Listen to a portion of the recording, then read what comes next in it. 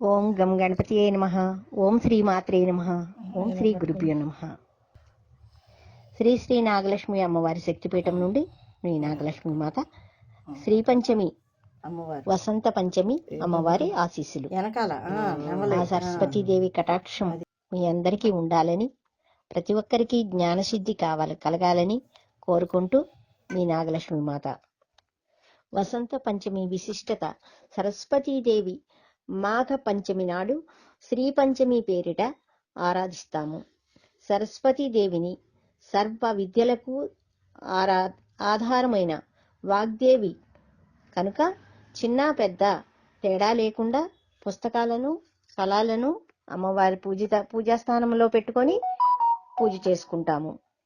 చదువు ఎందే కాక అమ్మవారు సంగీతం, నృత్యం, సాహిత్యాలయందు కూడా అమ్మవారు మూలాధారమే కనుక ఈ తల్లిని నృత్యకేళి అని స్తుతిస్తాము. శ్రీ పంచమినే వసంత పంచమి అని, మదన పంచమి అని పిలుస్తారు. ఈ తల్లిని జ్ఞాన ప్రాప్తి కోసము ఆరాధిస్తాము.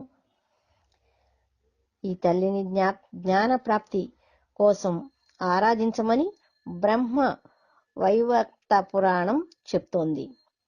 ఈ శ్రీ పంచమి నాడు సరస్వతీదేవిని ఆరాధించే విధి విధానాలను నారదుడు శ్రీమన్నారాయణుడు వివరించినట్లు దేవీ భాగవతం చెప్తోంది. మాఘమాసం శిశిర ఋతువులో వసంతుని స్వాగత చిహ్నంగా ఈ పంచమిని భావిస్తాము. ఋతురాజు వసంతుడు గనుక వసంతుని, ప్రేమని కలిగించేవాడు మదనుడు కనుక మదనుడిని, అనురాగవల్లి అయిన రతీదేవిని ఆరాధన చేయటం కూడా శ్రీ పంచమి రోజునే కనిపిస్తుంది. వీరి ముగ్గురిని పూజించటం వల్ల వ్యక్తుల మధ్య ప్రేమాభిమానాలు కలుగుతాయి. దీనివల్ల జ్ఞాన ప్రవాహాలు ఏర్పడతాయి. అమ్మ దగ్గర అక్షరాభ్యాసం చేస్తే పిల్లలు జ్ఞానరాశులు అవుతారు. సరస్వతి ఆరాధన వల్ల వాక్శుద్ధి కలుగుతుంది.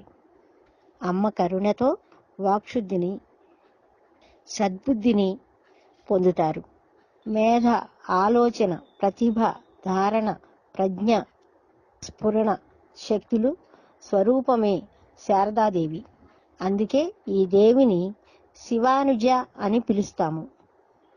శరన్నవరాత్రుల్లో మూల నక్షత్రం రోజున సరస్వతీదేవి స్వరూపంలో దుర్గాదేవిని ఆరాధించినప్పుడు, మాఘమాసంలో పంచమీ తిథి నాడు సరస్వతీదేవికి ప్రత్యేక ఆరాధనలు, విశేష పూజలు చేస్తాము.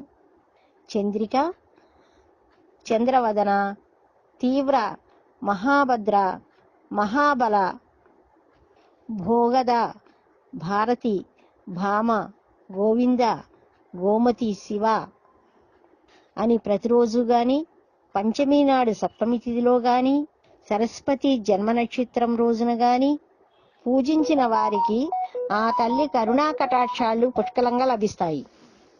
అహింసకు అధినాయికి సరస్వతీదేవి. శరహ్ అంటే కాంతి, కాంతిని ఇచ్చేది కనుక సరస్వతి అయింది. అజ్ఞాన తిమిరాంధ్రకారాన్ని దూరం చేసి విజ్ఞాన కాంతి కిరణ పుంజాన్ని వెదజల్లే దేవతే సరస్వతీదేవి. ఈ అహింసామూర్తి తెల్లని పద్మంలో ఆసీనురాలై వీణా పుస్తకం, జపమాల, అభయ ముద్రలను ధరించి ఉంటుంది. అహింసమూర్తి కనుకనే ఈ తల్లి చేతిలో ఎటువంటి ఆయుధము ఉండదు. జ్ఞానకాంతిని పొందిన వారికి ఎటువంటి ఆయుధాల అవసరం ఉండదు కదా. ఆ తల్లిని తెల్లని పూలతోనూ, శ్వేత వస్త్రముతోనూ, శ్రీగంధముతోనూ అలంకరిస్తారు. పచ్చని వస్త్రాలను, తెల్లని వస్త్రాలను ధరించి తెల్లని పూలతో అర్చనాదులు చేసి క్షీరాన్నాన్ని, నేతితో కూడిన వంటలను, నారికేళమును, అరటిపండ్లను, చెరుకును, నివేదన చేస్తారు. ఈ తల్లి చల్లని చూపులలో అపార విజ్ఞాన రాశులు పొందవచ్చు. వాగేశ్వరి, మహాసరస్వతి, సిద్ధ సరస్వతి, నీల సరస్వతి, ధారణ సరస్వతి, పరాశర సరస్వతి, బాలా సరస్వతి, ఇలా ఎన్నో నామాలు ఉన్నాయి. సరస్వతీ దేవిని ఆవాహనాది షోడోపచార పూజలతో సర్వవేళల సర్వ అవస్థల యందు అనేక పూజలు జరుపుకుంటాము. సర్వవేళలలో సర్వావస్థల యందు నాతోనే ఉండమని ప్రార్థిస్తాము. వ్యాస వాల్మీకాదులు కూడా ఆ తల్లిని అనుగ్రహంతోనూ వేద విభజన చేయటం, పురాణ గ్రంథాలు, కావ్యాలు రచించటం జరుగుతుంది. పూర్వం అశ్వాలయానుడు, ఆది శంకరాచార్యులు కూడా ఆ తల్లిని ఆరాధించి ఉన్నారు.